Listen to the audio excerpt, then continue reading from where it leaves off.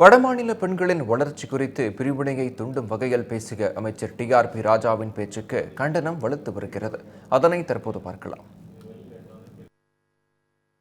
அப்பா அம்மா படிக்க வச்சாங்க, நீங்க படிக்கிறீங்க அப்படின்லாம் ஏதாச்சும் அப்படி கிடைக்கல.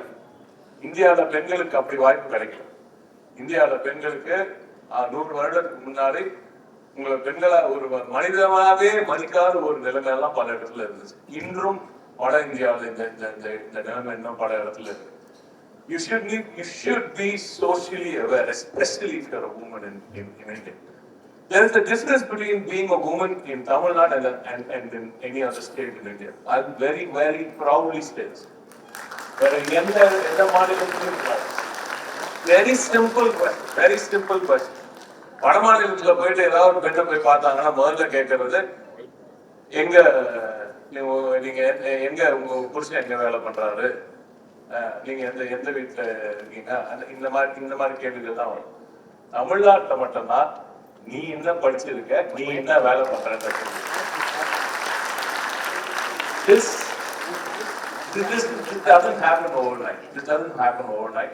It takes a century of work.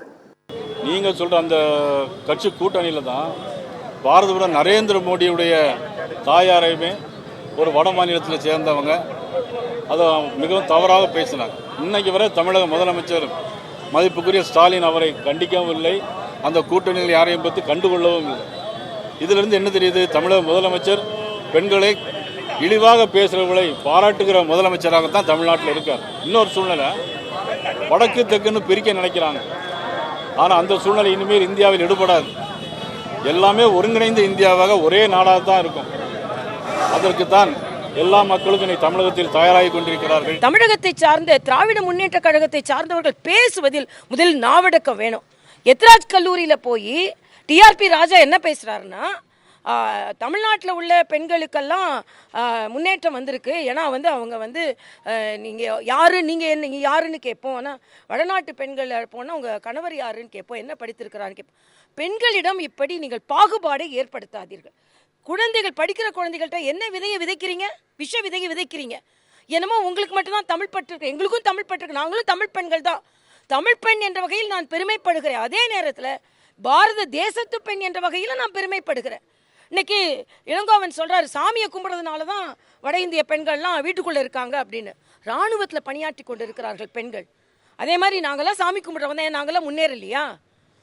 ஆக இதை போல இறை நம்பிக்கையையும் வளர்ச்சியையும் இணைத்து பேசுவதை நீங்கள் முதலில் விடுங்கள்.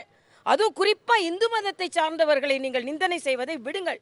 இதில் 2 விஷயத்தை அவருக்கு நான் ஞாபகப்படுத்த விரும்புகிறேன். ஒன்று, வட இந்தியாவில் பெண்களுடைய வேலை வாய்ப்பு, கல்வி எல்லாம் பின்தங்கி இருக்குன்னா உங்களுடைய கூட்டணி கட்சியான காங்கிரஸ் கட்சிக்கிட்ட நீங்கள் கேட்கணும். ரொம்ப வருஷம் ஆட்சியில் இருந்தது, அடிப்படையாக கல்விக்கும் மற்ற விஷயங்களுக்கும் அடித்தளமிட இட தவறியது காங்கிரஸ் கட்சி.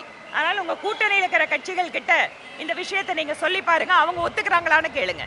இரண்டாவது, கடந்த 11 வருடங்களாக மிக முக்கியமான திட்டங்களான கழிப்பிட வசதியாகட்டும், அனைவருக்கும் வீடு திட்டம், அனைவருக்கும் வங்கி கணக்கு, தொழில் தொடங்குவதற்கான பெண்களுக்கான சிறப்பு திட்டம் முத்ராவில் இருந்து இன்றைக்கு கோடிக்கணக்கான பெண்கள், அதிலும் குறிப்பாக லட்சாதிபதி பெண்கள், சுயதவி குழுக்களுக்கான தொழில் உதவிகள் என்று இன்று இந்திய பெண்கள் அடுத்த தளத்திலே வேகமாக பயணித்துக் கொண்டிருக்கிறார்கள். இந்திய பெண்கள் அதிகாரத்தை நோக்கி நகர்கின்ற இந்த வேளையில் தங்களுடைய அரசியலுக்காக வடக்கு தெற்கு என்ற பிரிவினை அரசியலுக்காக வட இந்திய பெண்களை அவமானப்படுத்த வேண்டாம் என்பது எங்கள் கோரிக்கை.